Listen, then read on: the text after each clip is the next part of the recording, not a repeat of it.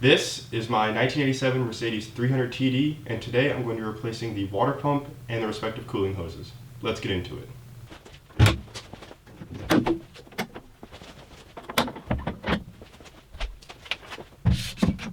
So the engine is still a little bit warm and I don't want to get hit in the face with coolant, so I'm going to start with taking off the belt and the belt tensioner first.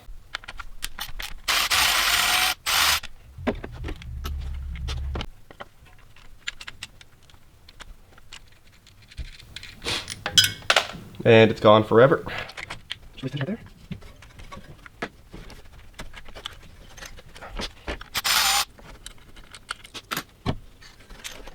There's your spring.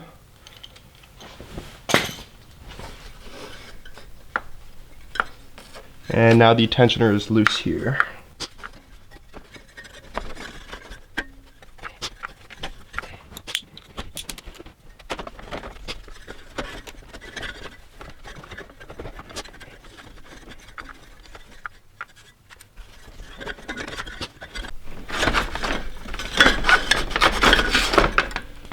Okay, that took longer than I anticipated and more than I would like to admit, but got it off.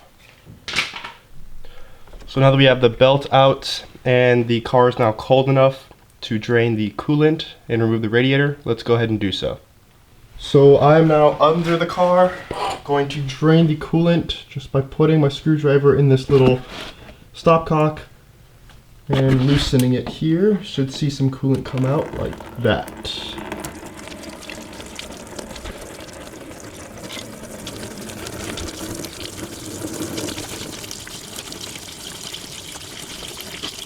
Additionally, while we're down here and the radiator is draining out the last of its coolant, I'm going to get the lower radiator hose off.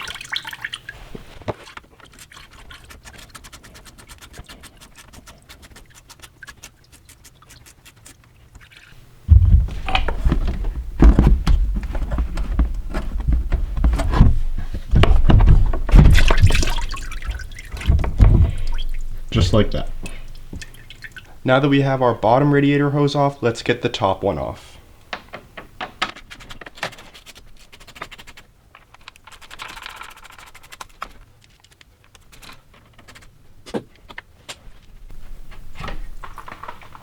Just a couple drops on this end. And just a couple drops on this end. This hose is off. Now that we have removed the coolant hoses and drained the coolant, it's time to remove the transmission cooler lines. There's one right here and there's one all the way at the bottom.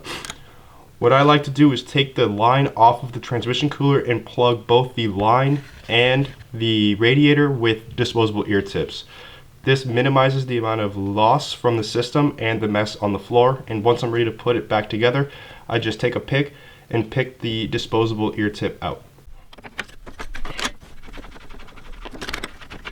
Right there. And I have moved the drain pan accordingly to make sure I minimize the amount of loss. Let's put some tips in.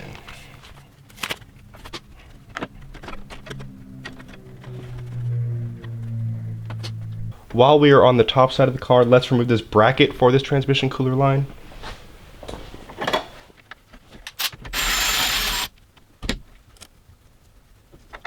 Just like that. So I apologize, I wasn't able to get any footage of the line on the bottom. There just wasn't a camera angle, but it's basically just rinse and repeat of what I did up here, where I plugged it with an earplug and made sure that the line was free of getting caught when I removed the radiator. So now it is actually time to remove the radiator. To do that, there are 4 clips that I can see. 1, 2, 3, 4. I already popped the first one out. It seems like you just take a hook or a screwdriver and kind of just pop them out, and let's see where that gets us.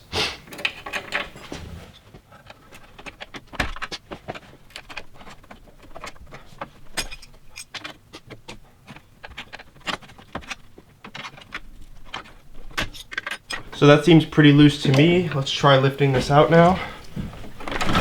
Oh, yeah, we are coming.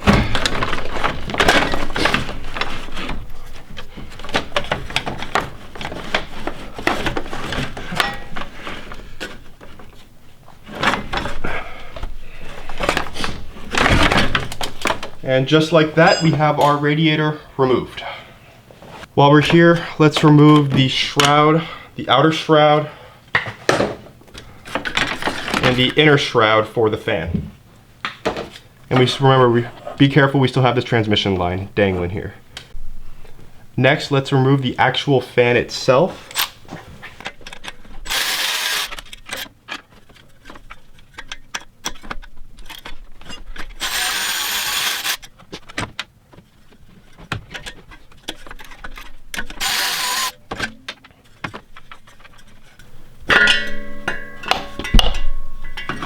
And just like that, I have my biggest fan. Now that we have the radiator out, the next step is the fan clutch, and this one fought me pretty hard. I tried everything to get it off. It's kind of a tricky design where you're only allowed to get this 8mm hex key in, and I was not able to break it off. I tried putting the belt back on, I tried using a fan clutch tool for a different type of fan clutch, and making it work, it didn't work. The only thing that worked for me, which I do not recommend, is to put the belt back on, put the key in here, and put some sort of rod or something to hold this and give it a few bumps with the starter. This broke the bolt free, and the fan clutch fell right off. Please be cautious and clean this out before you stick your hex key in there. Stripping this is not fun, and I picked out tons of dirt before I put my hex key in there. You don't want to strip this one out, it's really gonna suck. But now that we were able to get it loose, let's get it off completely.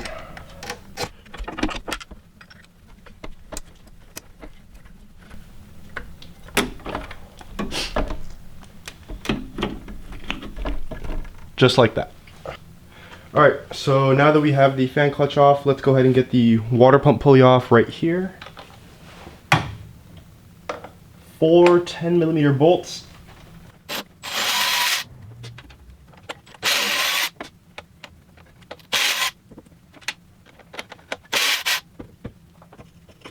Just like that. Now we can actually get the water pump off. To ensure that I don't break any of the bolts off with my power ratchet, I'm actually going to loosen it by hand. So let's get started here. All 10 meters. There we go. And that one is a little bit tricky. I'm just going to use a wrench. Make sure you use a ratcheting wrench. It's a lot easier.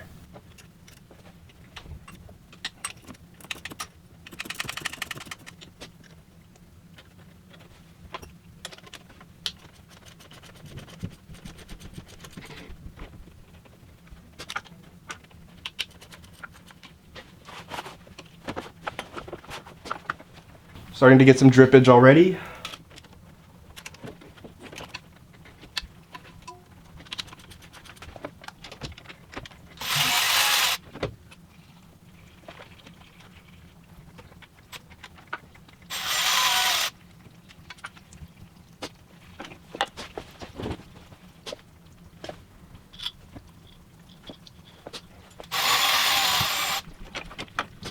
Come loose.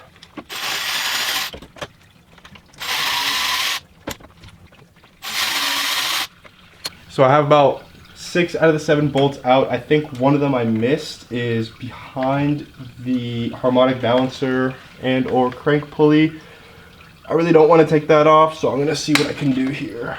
So I was able to figure out how to get that last bolt out. There is actually a little, I don't want to say tone ring, but little pointer for where you time the engine. I just loosened that a little bit and I'm going to take it off. Also, make sure to pick that out with a pick before you take it off, as it is a 5mm Allen, my favorite type of fastener, and will strip out very easily. This right here is what went over the crank pulley and blocked access to that last bolt. Make sure to clean this Allen out right here, as you don't want to strip it out. Not going to be a good time. Let's get that last bolt of the water pump off and inspect.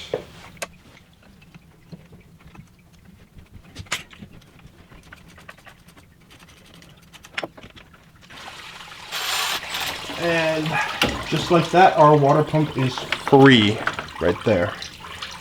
So examining our water pump here, this seems to be original. I wasn't able to find a Mercedes part number. However, I rubbed this off and it says made in West Germany. So I'm gonna assume that this is an original water pump.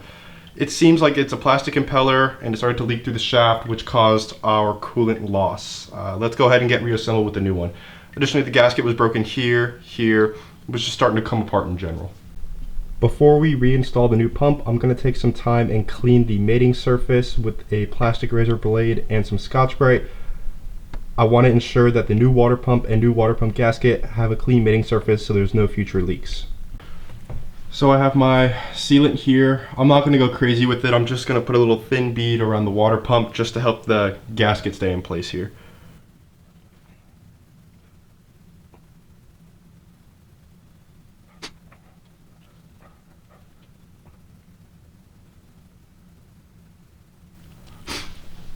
Just like that. Now we can place our gasket like this. Make sure to line it up with the dowels right there.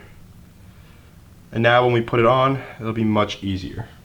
All right, now let's try to fit this in right here. We have our gasket and our water pump in place. Try to just sneak it through, not marring up anything or touching anything. Just like that right there. And then we're gonna take our bolts. I actually took some time to clean these with a brass brush as they were quite dirty. I did not want to strip anything out.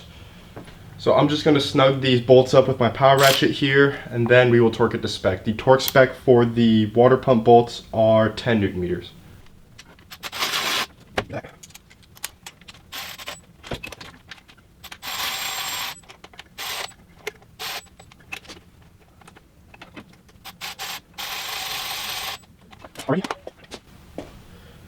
Now let's get our torque wrench. It's already set.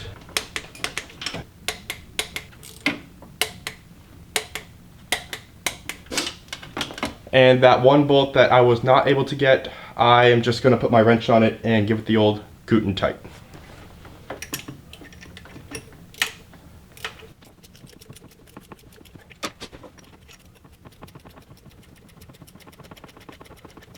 Alrighty, and now our water pump is in. Now that everything is on, we're going to go ahead and start the reassembly process. I have this timing tool or timing mark that I took off to get the water pump off. That needs to go back on. I took some time to clean it up as it was quite filthy. Let's get this back on.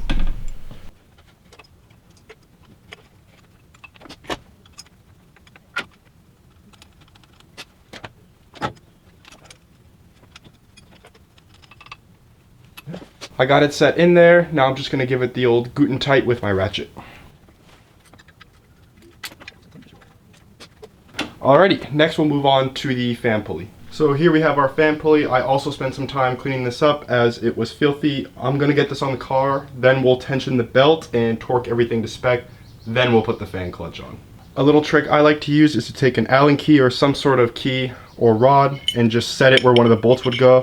Then you can align the other three and it makes it easier to put on.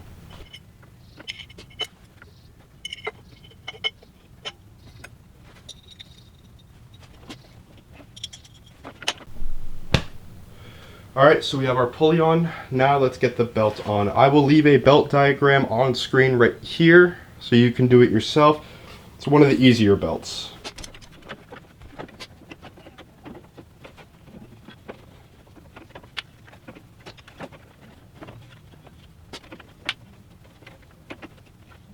So now that our belt is in, we can start assembling the tensioner, which consists of the spring and this little piece that you kind of cock back and set the tension.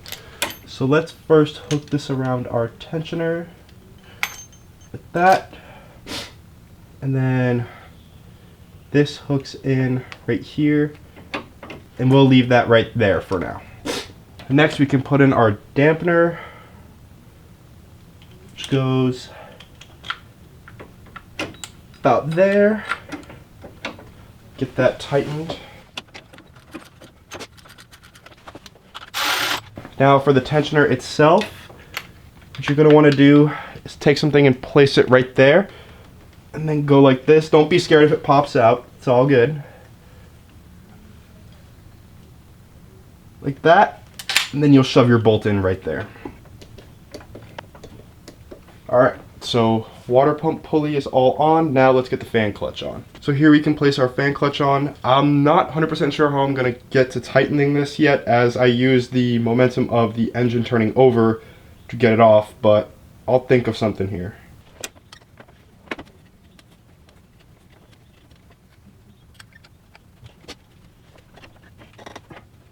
So what I'm doing is kind of just adding some extra pressure to the belt right here by clamping on it, giving it some more tightening. That seems to be pretty tight. I'm satisfied with that. If it isn't properly tightened, then I guess we'll know when we start it up. It's now time to say goodbye to my biggest fan and put him back on the car. There are 3 bolts, 1, 2, and 3, and I believe the torque spec is 10 Newton meters for these.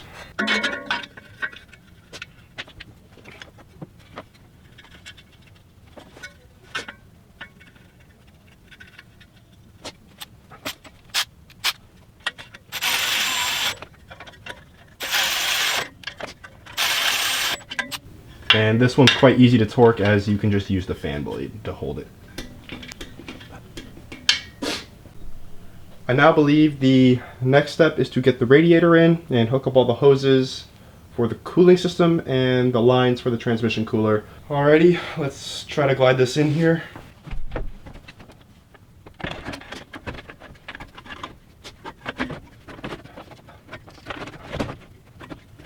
And on the bottom there are 2 little set points or prongs that I'm just going to go align real quick. So make sure when you're aligning the radiator that you keep this transmission line loose, as it will kink and you won't be able to align it later. I believe these 2 clips here for the radiator in the front, and these outer 2 ones are for the condenser, so I did not need to take them off to begin with, but they should just slide right back on.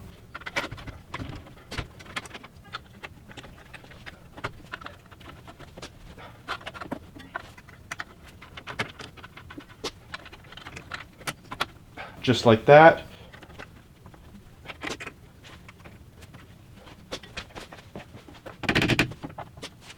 Try bending this one a little bit, having a little bit of trouble.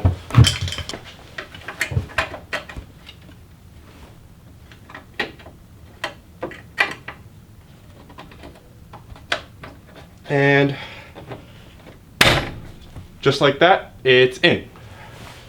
Next, I think we can put on the transmission cooler lines and start assembling the hoses before we put the shrouds on. So I'm actually going to put the support clip, or the support arm for the hose, this right here, on first for the top and the bottom before I tighten it to make sure I don't kink anything. Right there. And there's a little isolator, some foam or some rubber that I'm also trying to slide in there. Okay, so that's on at the top, and now I'll go get the one on the bottom. So it seems that I've made a miscalculation and forgot to put the shroud, both inner and outer, on while I was installing the radiator. So I'm gonna have to take that out and redo it. Alrighty, so I have everything back together here now. I actually had to take the radiator out again to put the shroud on, and I understand that, you know, this is a 2-piece shroud and it should eliminate the need to take the radiator out. I wasn't able to get it to work, and I didn't feel like damaging the radiator or the fan, so I just took it out. I've done it twice already, so it can't be that bad. Next, we're gonna move on to the hose here. This is a brand new hose for the upper radiator. I actually was able to get an OEM part for this. Should slide on like there and like there. I'm actually going to put some silicone spray on both ends here so it slides on a little bit easier and I won't damage the hose.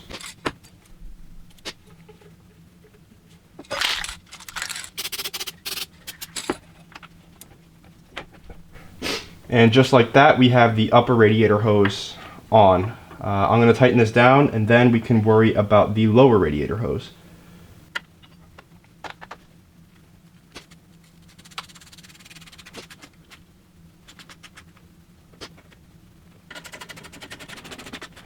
Alright, that's tight. Now let's look at the lower radiator hose. So here we are under the car. We have the hose and the 3 clamps. This right here is the bottom of the hose, and this goes up to the engine and some accessory. I'm not sure, it might be heater core, but don't quote me on that. try and finagle this up. First, let's get the hose on. Let's get the hose clamp on.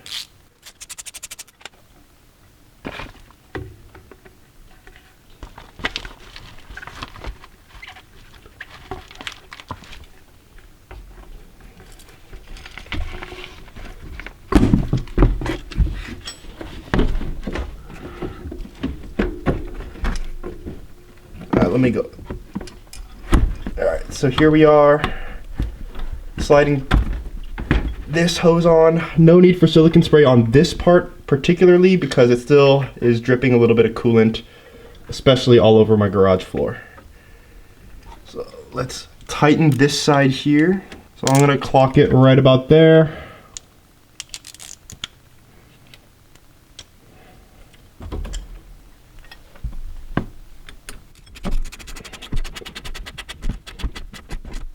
Alright, that seems tight enough there. Now let's go to the top and connect the rest.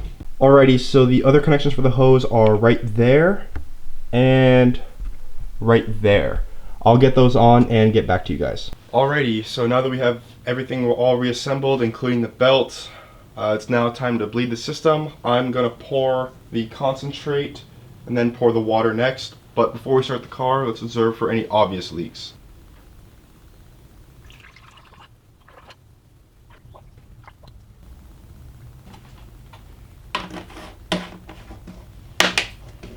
All done with this one. So examining this right now, it seems that we're at the top of the expansion reservoir. I'm gonna go ahead and start the car, turn the heat on full blast, and try to burp out some of the coolant before I start adding water.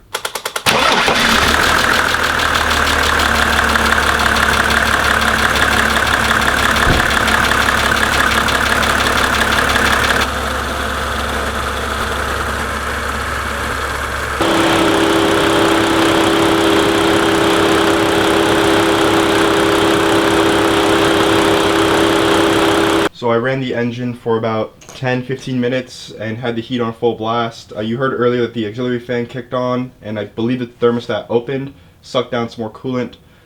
I'm going to call this one a wrap up here as I don't see any further leaks, and I'll keep driving it around and topping off the coolant as needed. As of now, I don't see any leaks. I'd call this job well done. I'm going to continue to monitor the coolant level and make sure it's topped off. As more air gets out of the system, it needs to be replaced by coolant. Thank you so much for watching. If you enjoyed it and it helped you, feel free to drop a comment. If I screwed anything up or messed anything up while working on this car, feel free to let me know. I always enjoy learning. Thank you.